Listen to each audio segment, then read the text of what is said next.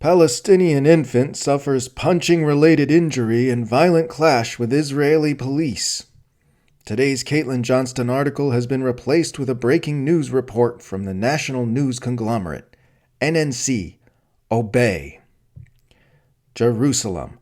A 4-month-old Palestinian infant has sustained fist-related injuries to the face on Saturday during a violent clash with Israeli police officers.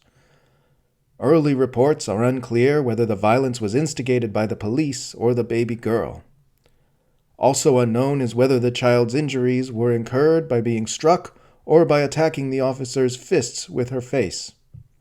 The knuckle-associated trauma occurred when violence broke out between the infant and several officers in riot gear in East Jerusalem, where clashes have been occurring due to rising anger over evictions of Palestinian families on land claimed by Jewish settlers.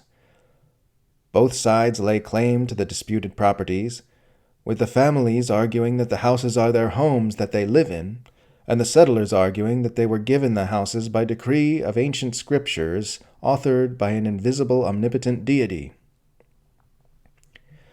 Video footage of the incident went viral on social media minutes before being deleted from all platforms, leading to calls for peace from U.S. officials.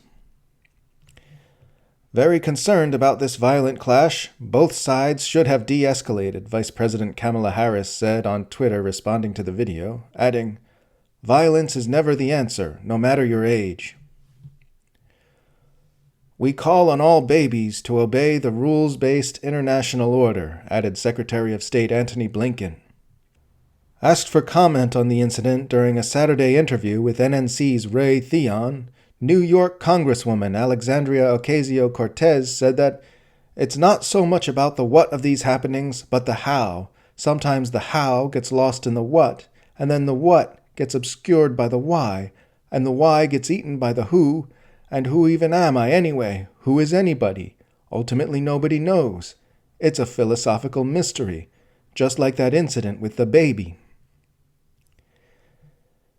Israel has a right to defend itself from terrorists of any developmental stage, the Israel Police Force told NNC when asked for comment.